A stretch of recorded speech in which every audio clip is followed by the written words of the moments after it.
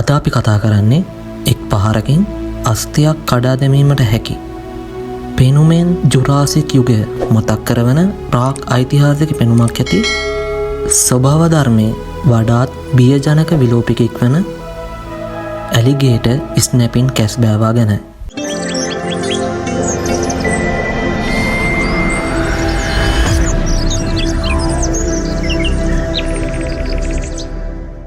ඇලිගේටර් ස්නැපින් කැස්බෑවා ලොව විශාලතම මිරිදිය කැස්බෑවන්ගෙන් එකකි.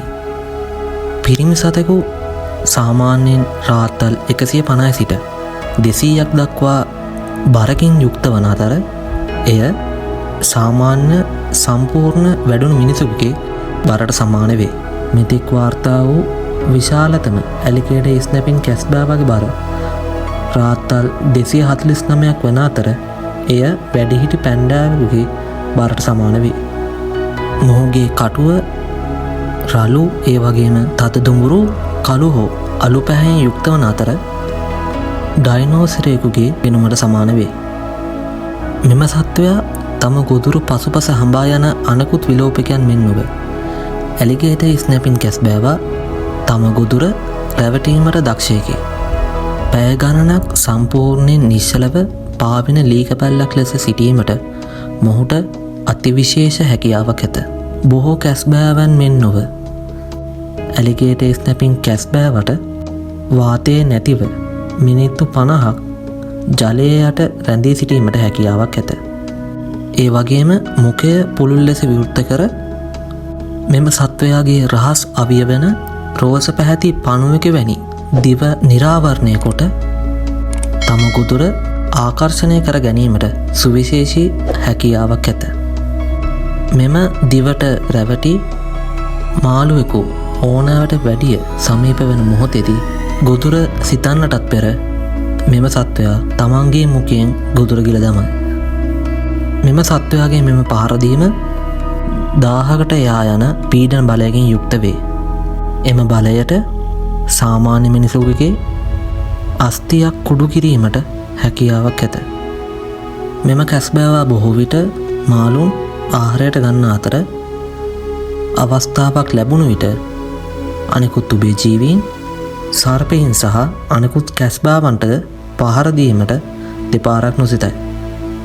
මෙම සත්වයා එක්සත් ජනපදයේ ගිනිකුණු දෙසින් පිහිටන ගංගා විල් වගුරුබිම් වල වාසය කරයි.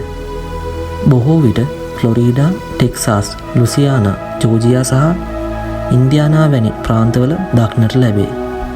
ඒ වගේම මෙම සත්වයා ජලය යට වූ දැව කඳන්වල මඩ සහිත ගංගා පතුල් සහ අධික ලෙස වැවුණු වෘක්ෂ ලතාවල වාසය කිරීමට ඇල්මක් දක්වයි. මෙම සත්වයා සෞඛ්‍ය සම්පන්න මිරිදිය පරිසරයක් පවත්වා ගැනීමට මහඟ උපකාරයක් කරයි. නමුත් අවාසනාවකට මෙන් මිනිස් ක්‍රියාකාරකම් හේතුවෙන් වාසස්ථාන අහිමි වී ඔවුන්ගේ ජනගහනය අඩුවීමේ තර්ජනයට ලක් වී ඇත. මිනිස් තර්ජන නොමැතිවද ඇලිගේටර් ස්නැපින් කැස්බෑවට ඉතා මන්දගාමී ප්‍රජනන චක්‍රයක් ඇත.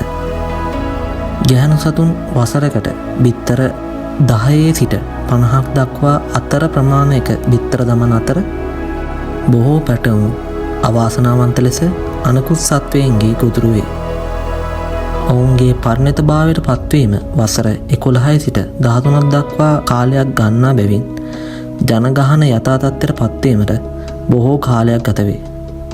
ඉතින් අද වන විට මෙම සත්වයා ආරක්ෂා කර ගැනීමට සංරක්ෂණ කටයුතු සිදුවන බැවින් බොහෝ ප්‍රාන්තවල ඇලිගේටර් ස්නැපින් කැස්බෑවන් දඩයම් කිරීම හෝ විකිණීම නීති විරෝධී ලෙස සලකයි.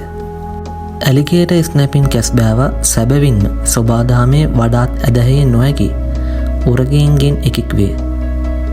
ප්‍රාග් ඓතිහාසික යුගයේ සිට පැවතගෙන මෙම සත්වය ඉදිරියටත් රැකබලා ගැනීම මිනිසුන් වන අපගේ යුතුයකමක් සහ වගකීමක් වේ.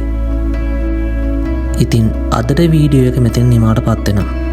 ඇලිගේටර් ස්නැපින් කැස්බෑවා ගැන ඔබගේ අදහස් පහලින් කමෙන්ට් කරන්න.